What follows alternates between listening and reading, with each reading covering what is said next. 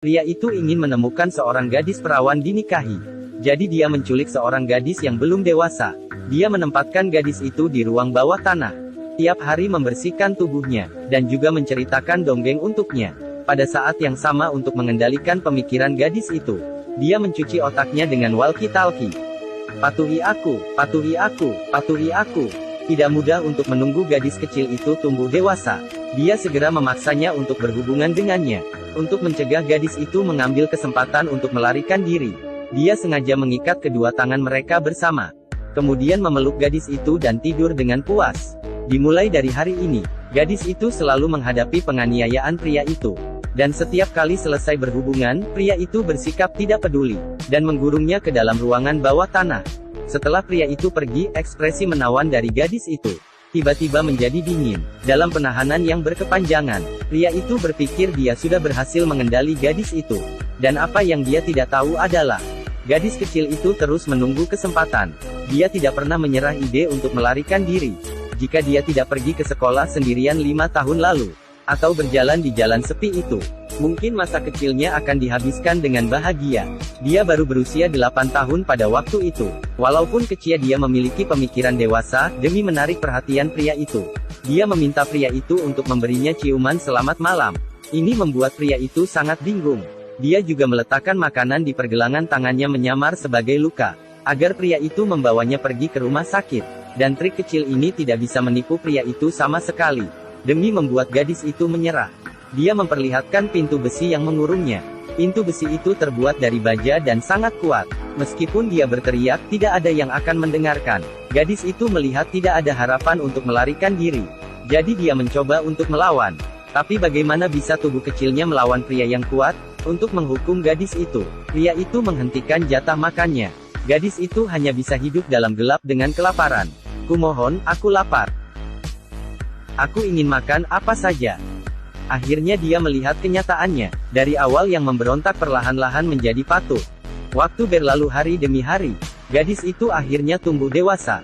Perubahan tubuh sendiri. Sehingga dia mengalami datang bulan pertama kali. Ini adalah pertama kalinya gadis itu datang bulan. Dia gelisah dan tidak bisa duduk dengan diam. Pada datang bulan pertama tidak ada ibu yang menemaninya. Pria itu masih menatapnya dalam kemarahan. Dia telah dipenjara selama 5 tahun. Dia sudah tidak tahan lagi dan meminta untuk mandi. Pria itu juga pertama kali mengalami hal ini. Dia terpaksa membawa gadis itu keluar dari pintu yang sempit. Setelah 5 tahun, gadis itu akhirnya keluar dari penjara bawah tanah. Dia mandi dan pria itu mengawasi di sampingnya. Tanpa ada rasa malu, ibu pria itu menemukan rambut emas di tubuhnya. Dia mengira dia sudah ada pacar. Sehingga dia marah dan mencukur gadis itu hingga botak. Dia bermain di klub malam hari itu. Seorang wanita cantik menari di depannya. Ini membuat pria itu merasa terpancing.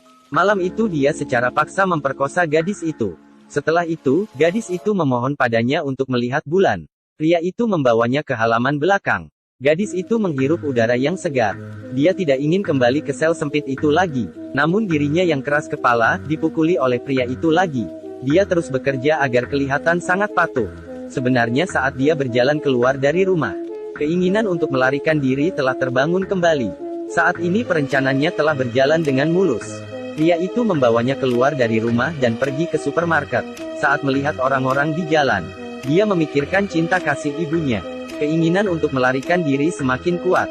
Di supermarket, pria itu mengawasinya dari kejauhan. Dia sangat takut untuk bergerak, dia sangat ingin melarikan diri. Tapi tubuhnya tidak bisa dikendali. Akhirnya pria itu semakin lega. Dia bergandengan tangan dengan gadis itu dan pulang rumah. Gadis itu yang kembali ke rumah memarahi dirinya yang tidak berguna. Dia mulai menyesali. Saat itu ada beritanya di radio. Ternyata orang tuanya tidak pernah menyerah mencarinya. Dia terus menangis. Saat putus asa, dia tiba-tiba terpikir untuk bunuh diri. Dia menyalakan kompor dengan kertas dan kehabisan napas karena asap. Dia bergegas mengipas asap keluar dari ventilasi. Tapi saat pria itu kembali, dia mencium bau terbakar. Sehingga dia memukulnya lagi. Mulai hari ini dia bekerja keras setiap hari. Seperti seekor kucing yang patuh sehingga membingungkan pria itu. Pria itu yang sudah tidak curiga, kembali membawanya pergi bermain ski. Di tempat bermain ski, dia mendapatkan kesempatan kedua kali untuk melarikan diri. Kali ini dia memberitahu diri sendiri agar tidak gagal lagi. Gadis ini berpura-pura masuk ke kamar mandi. Tiba-tiba terdengar suara di luar. Gadis itu memakai celana dan segera keluar. Rupanya seorang wanita sedang berdandan di depan cermin. Dalam keraguan gadis itu berjalan mendekatinya. "Selamatkan aku Natasha yang diculik." Ternyata gadis ini sudah diculik selama 8 tahun. Di dalam waktu 8 tahun, dia mulai dari tinggal di ruang bawah tanah yang gelap. Kemudian pria yang sudah tidak mencurigainya membawanya pergi ke tempat bermain ski. Gadis itu mengira dia akan diselamatkan kali ini. Tapi wanita itu adalah orang asing. Tidak mengerti apa yang dia katakan. Saat wanita itu keluar dari pintu kamar mandi, pria itu merasakan ada yang salah dari ekspresi wanita itu. Dia membawa gadis itu pulang rumah. Mobil tiba-tiba mogok. Gadis itu dipukuli lagi. Gadis itu menulis kejadian pemukulan pada kertas. Hingga saat ini sudah hampir mengisi seluruh kotak. Hari ini adalah hari Natal. Pria yang selalu memukulinya membelikannya gaun baru, bahkan menari di dalam kamar bersamanya. Dan gadis itu sudah terbiasa mendiamkan diri. Dia terus membohongi pria itu. Saat mereka sedang membersihkan halaman belakang, tidak sengaja dilihat oleh tetangga mereka. Dia mengira itu adalah pasangan baru pria itu.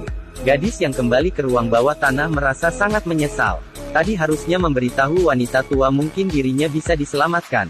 Karena pria itu menculik gadis itu. Selama bertahun-tahun dia tidak pergi bekerja.